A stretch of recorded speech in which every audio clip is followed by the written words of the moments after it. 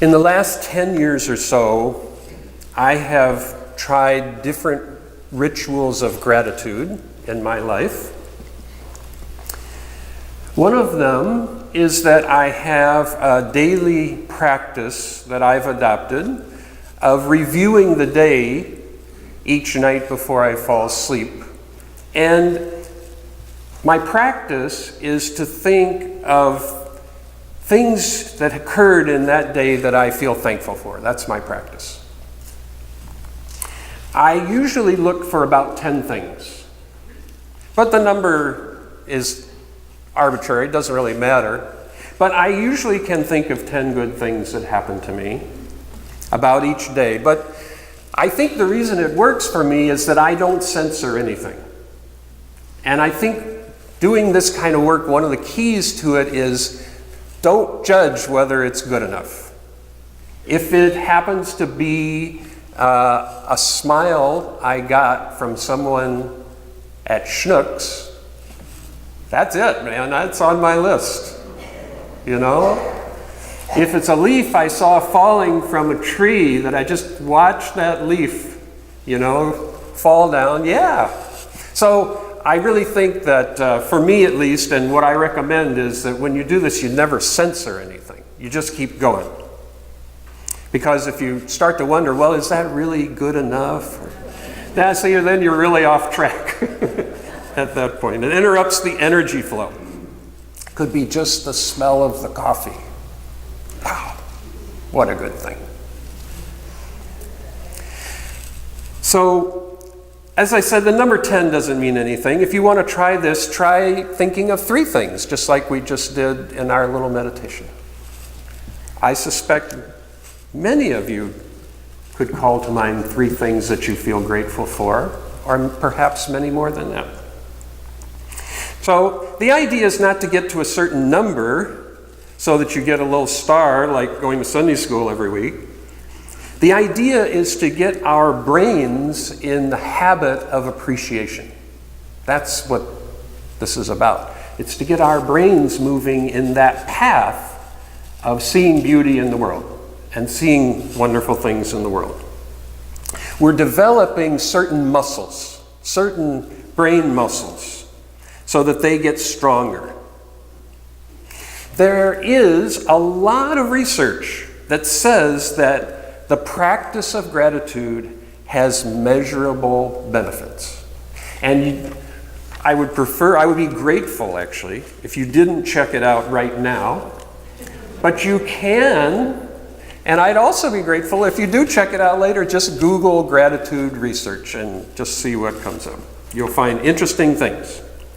Some of the things that the research suggests is that practice of gratitude on some kind of regular basis has a result of more happiness, more self-esteem, better sleep, more empathy, and a hopeful outlook. It's not that the problems of life all go away. That's not it. That's not it. But there could be a noticeable shift. And that could be a wonderful thing. So there are a lot of different ways that we could pay attention to gratitude. You can do this silent mental ritual, as I'm currently doing. You could have a journal. And actually I did that for a number of years, and I'm thinking seriously of going back to the journal technique, where you write things every day that you feel grateful for. Some researchers recommend doing it once a week. If you want to try it once a week, then do that by all means. You can write letters of gratitude. You can write a letter to someone and express how grateful you are to that person.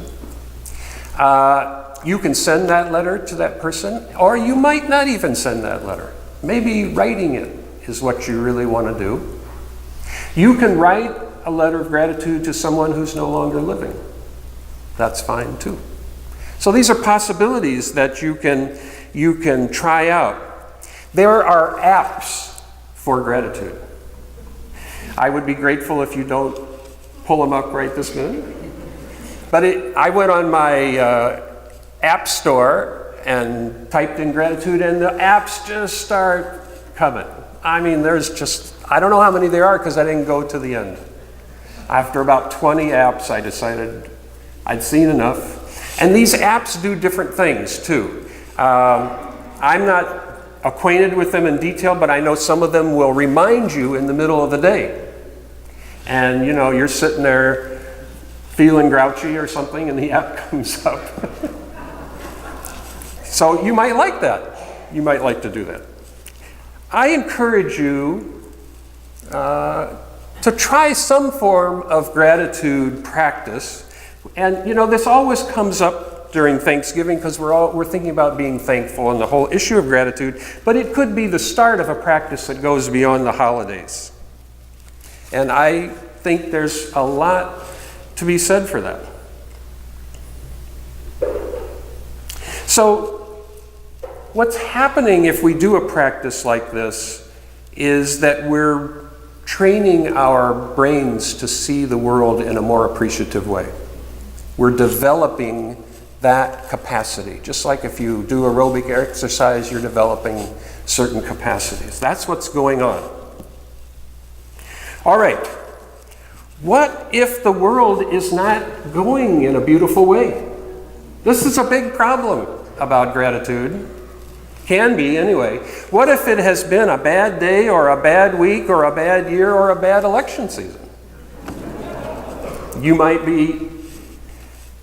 not be feeling great for many different reasons. These experiences are real too, of course, and there's no point in denying those realities. So we can acknowledge that these experiences are real.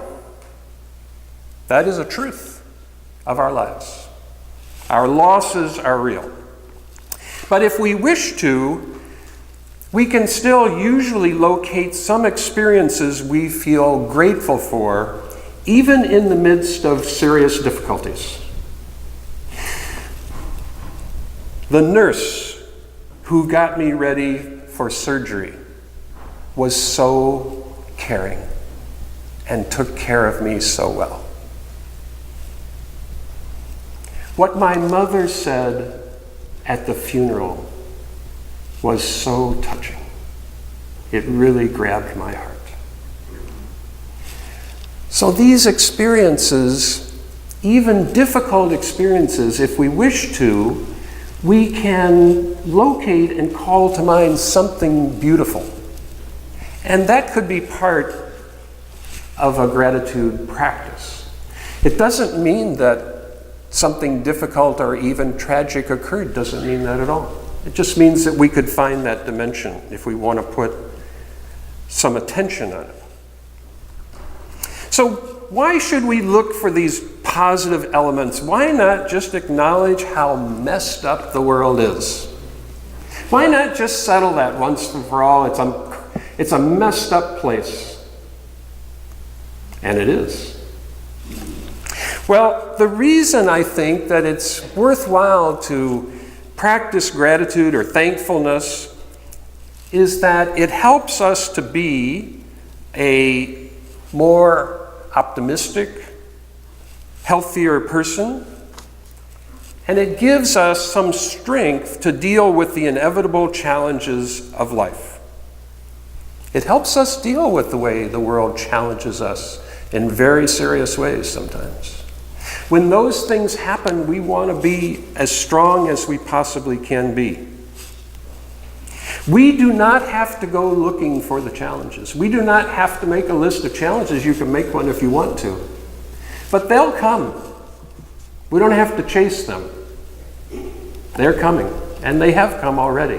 What gratitude does is helps us to see the beauty in the midst of all the challenges and how to appreciate and live a life that is stronger in appreciation. If we are really in a period of deep grief, which is a real human experience, we may need extra attention in that time of deep grief. We may need assistance or a different way of responding to that grief, and that's a wonderful thing, but gratitude could still be a dimension of that healing. I am in grief, but I am so grateful that my friend took me out for coffee today. I felt better after that. So, what if we're depressed about the United States of America and we think maybe that's not going so well? Many UUs have told me that they feel that way, and I will not try to talk you out of it. But even if the losses are very real, as they often are, all the more reason to protect ourselves from falling into a pit of pessimism. Despair will not help us to be change agents. Like Rumi says in the poem, this is no caravan of despair. Even in the midst of troubles, whatever they may be, despair will not be our number one tool. We need to be as strong as possible in our resolve and optimism if we want to change the world. If we want life to be beautiful for everyone, then we must see the beauty in life. If we don't see the beauty in life, why are we so worried about whether others have a chance to see it, if we don't even think it's there?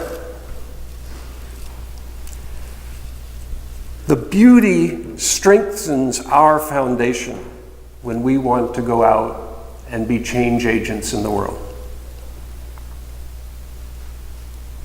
So let us not be on a caravan of despair.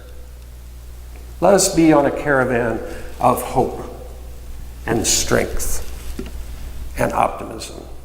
Because that doesn't guarantee any result, but it helps our odds. It helps our odds. All right, here's another big problem, one of the biggest.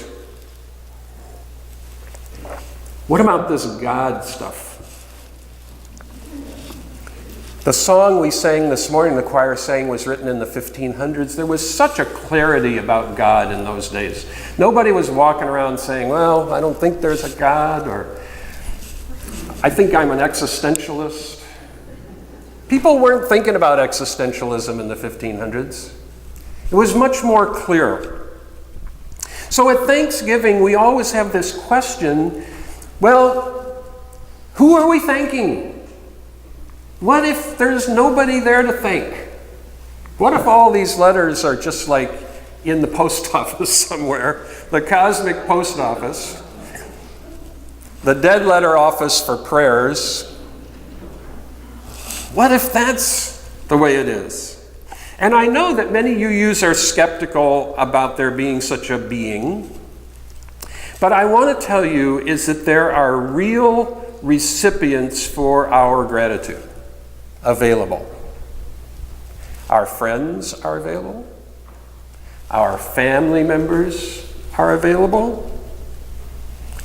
Public figures we may admire, teachers we've had. You can express your gratitude to the trees and the flowers and the sunsets. You don't have to worry about whether they hear us or not. It is not primarily the recipient that gets the benefit of gratitude. It is not primarily the recipient.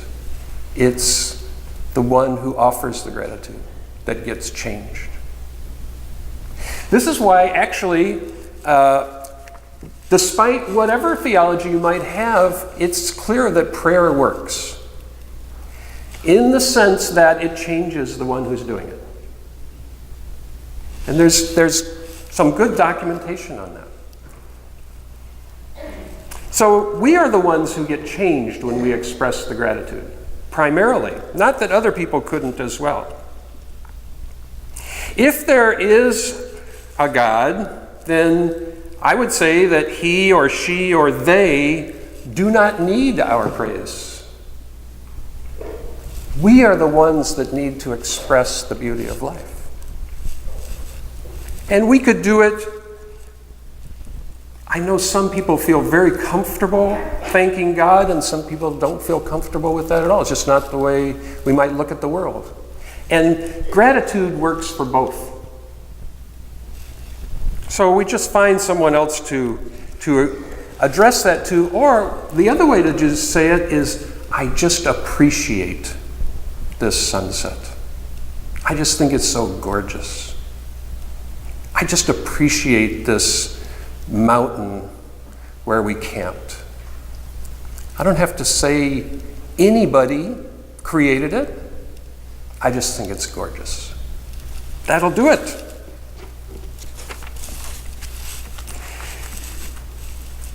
To me, at least, it seems clear that there is some kind of creativity in the universe.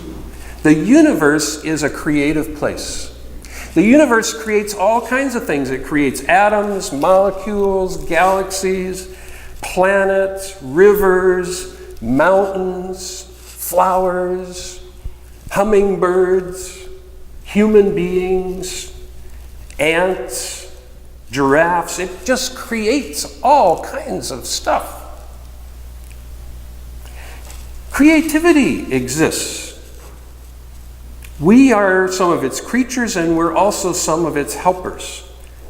So we exist as a part of a giant creative process that is a given for us. The creations are everywhere around us. You just go out in those woods, there's millions of creatures out there. Millions of them that have been created in this universe, whether there's a God running it or not. Or maybe, as the deists say, God started it and then just went on vacation after that. We're swimming around in this creative process all the time. We're like cells in the body of that process. So creativity exists whether there is a God or not. So when we express gratitude, we're acknowledging that there are wonderful things that come to us from outside our individual selves. That we're connected to a reality that's greater than ourselves, and we're part of something enormous. We're created and nurtured by that reality. That is real whether we use theological or secular language, either one. It really works either way. I would suggest for all of us that we not worry too much about God's existence. If such a being exists, I don't think he or she or they is worried about our belief. As a universalist, I don't think there will be any punishment of any sort. Some of us will naturally use that kind of language and some won't. You know, it depends upon what country we grew up in, what kind of religious tradition we grew up in, what language we spoke, what books they had for us to read, what things took place. There are all kinds of reasons why people have a different religious point of view. I hope we can just be okay with those differences.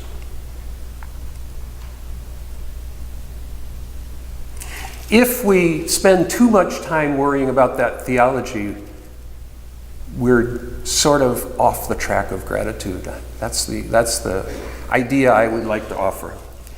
Can we just bring together things that we are grateful for?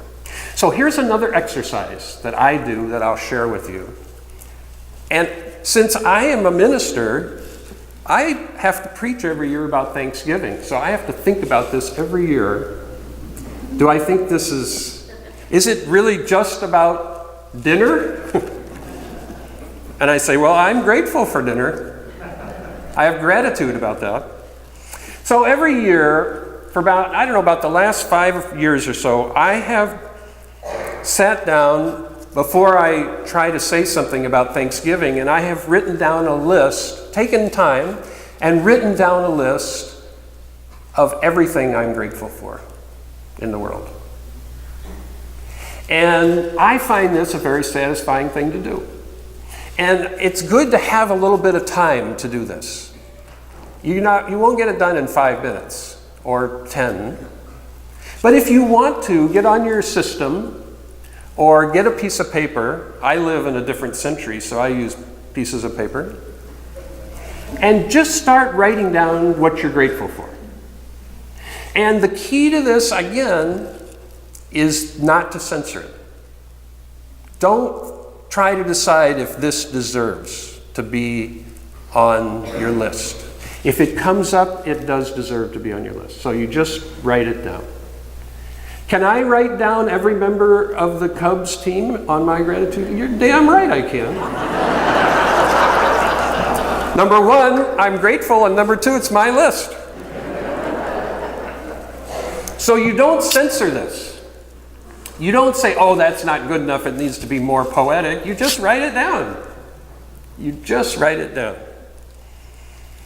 So my experience doing this is that I start writing and certain things come up and I just keep going, and I write quite a bit longer, and then there may be a pause and I think, well, maybe that's it. Well, if I just sit there for a few minutes, some more things start coming up.